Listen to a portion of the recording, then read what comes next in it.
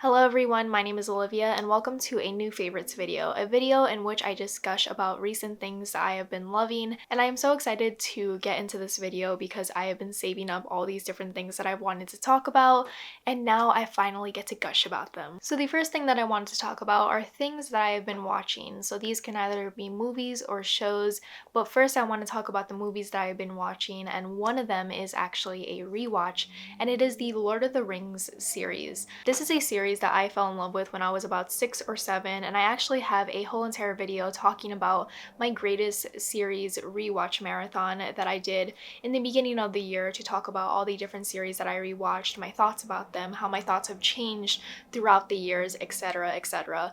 And one of the first series that I rewatched was the Lord of the Rings. So the Lord of the Rings is such a pinnacle part of my life. It is what introduced me to fandoms, it's what introduced me to fantasy, and just like a fictional world that you can fall in love with and feel like you went on a journey with the main characters. Rewatching The Lord of the Rings has just reignited my love for that series, reignited my love for the Shire, for hobbits, and just that lifestyle that I want to emulate in every area of my life. I just want to become a hobbit and bake and visit my neighbors and tend to my garden. That's all I want in life, is to be a hobbit. It's a series that I really want to rewatch more often because the first time I saw it I was like 6 or 7, and then I rewatched it now as a 23-year-old. So it was a very big difference between the times that I saw it, and I have very different opinions about it as well.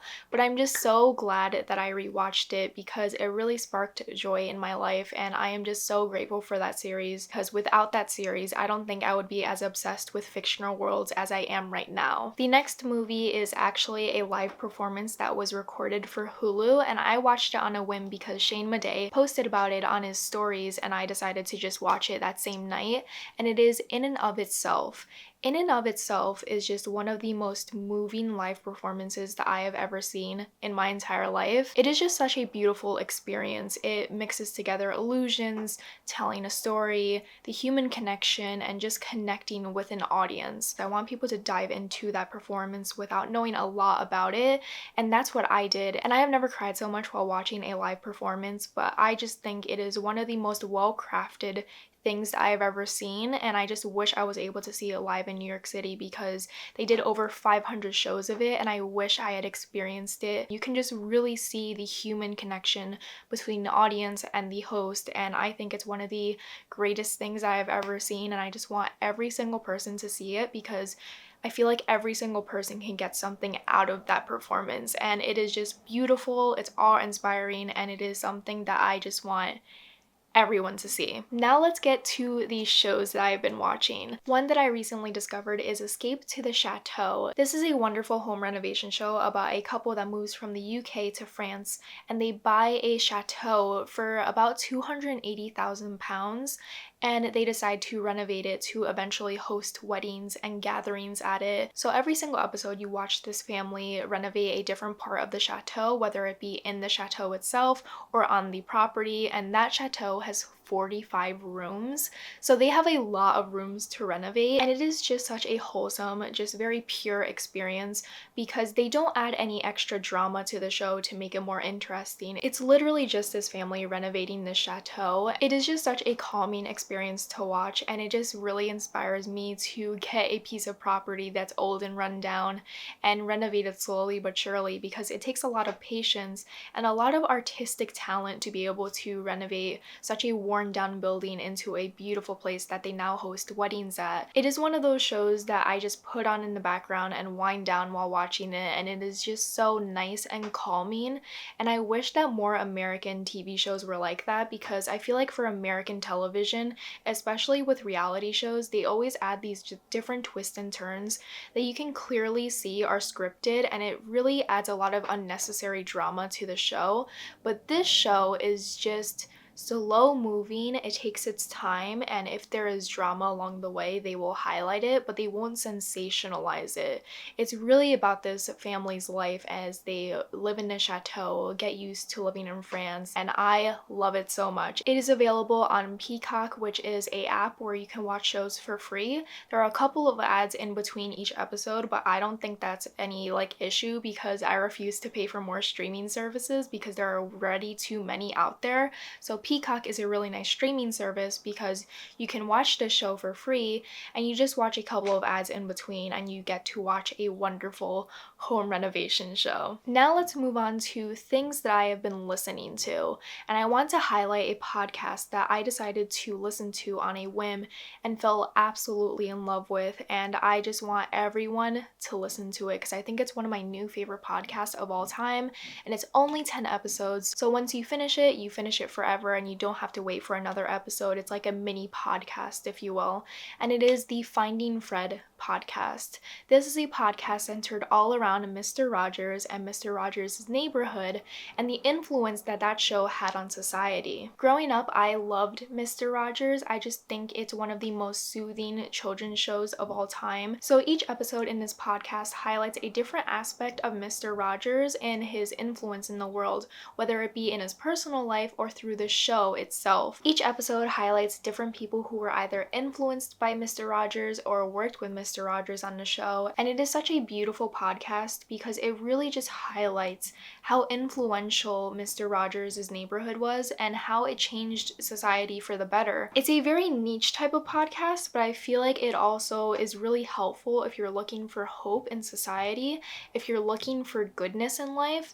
This is a reminder that people are doing good and people do want to emulate Mr. Rogers, and Mr. Rogers made such a positive impact on society in regulating emotions, in talking about empathy, in talking about serious situations with children, and those children are now grown up to people my age and people older than me, and we're still trying to emulate Mr. Rogers in different ways, and we're not perfect at it, but he definitely did influence us in a positive way. So if you are a fan of Mr. Rogers, I would highly recommend listening to that podcast because it made me cry. It was just such a emotional experience and really opens up a conversation for how can we be more like Mr. Rogers? How would he act in society today? How has he impacted society today? And how can we make society better through his wisdom and through his advice? So the last category for this favorites videos are just things that I have been loving that I can like hold and touch and like use in life. So the things before that were like things that I've been watching and consuming, and these are like things that I have acquired that I am so happy with and they bring me so much joy. So let's start with mugs.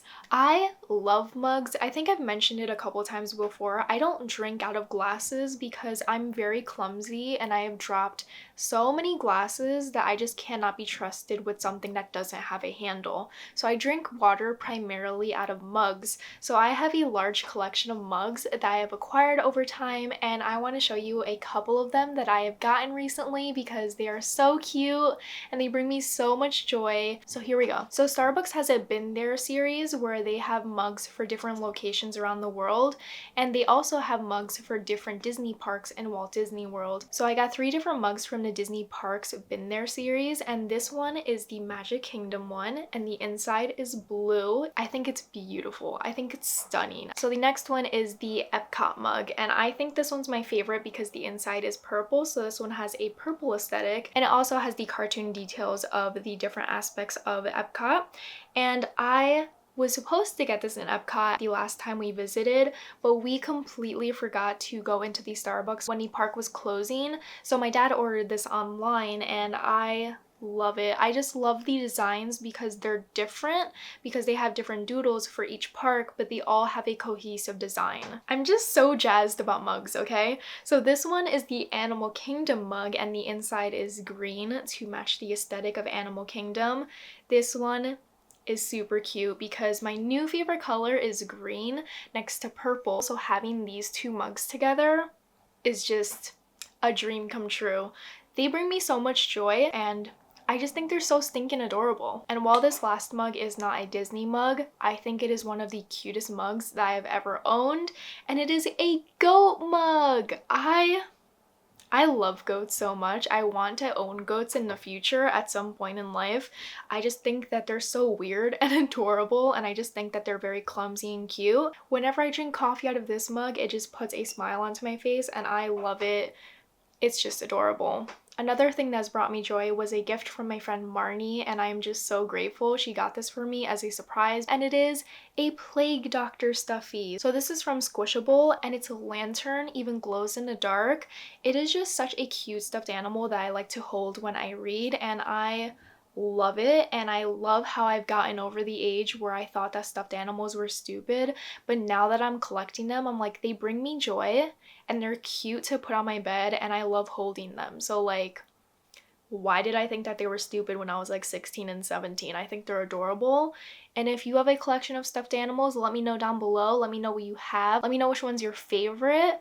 And in case you were wondering, his name is Bartholomew, and he is wonderful. So the last two things that have brought me joy are very Hobbit-esque, and I think that because I rewatched The Lord of the Rings, these two things just really bring a lot of joy into my life because they remind me of the Shire and they remind me of the hobbits in general. So the first one that I have is a kalimba, which my best friend got for me for Christmas, and it is just like a handheld piano, if that's the best way to describe it. And this creates such a beautiful sound, and I am just absolutely in love with it. It's one of my favorite things in the world that I own now, and it's one of the only instruments that I can play because people told me online when I was looking to get one that if I am able to text very quickly, I am able to play this. I have been following a lot of people on YouTube and on Instagram to get different tabs for different songs because a lot of people have been doing covers for very popular songs. And yes, I have learned the Hobbit song as well, and it is just such a wonderful instrument.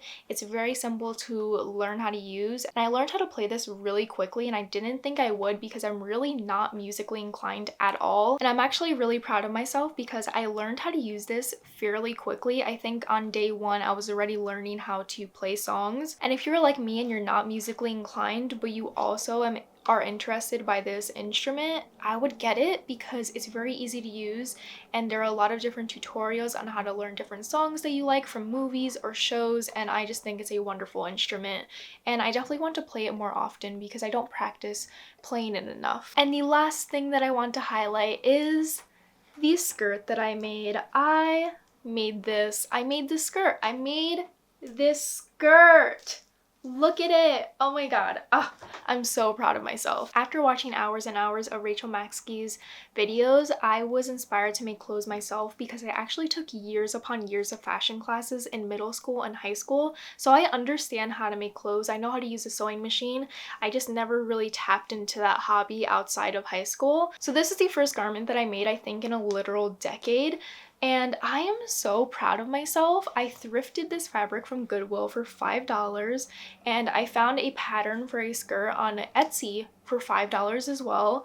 And I made this skirt. I call it my Lauren Bacall skirt, but it's also like my Hobbit skirt because it just makes me feel like I can live on the Shire and I could tend to my garden and bake and visit my neighbors, and it's just like the perfect skirt. I think it's so beautiful and classic and makes me feel like I'm the star of an old Hollywood movie or I'm living in the Shire, and I'm just really fucking proud of myself for making this skirt. It took hours upon hours. I think it took me like a literal month to make, but I did it. I made the skirt and I cried along the way, and I literally put my blood, sweat, and tears into it because one time I was using a sewing machine and the needle sliced my thumb open, so like blood, sweat, and tears was literally put into this skirt. But I'm really proud of myself for being able to make that, and I'm also really proud of myself for learning how to play the kalimba. Like, who am I? Am I becoming a hobbit? I think I am. So those are the things that I've been recently loving and gushing about, and just like it's brought me so much joy in different ways,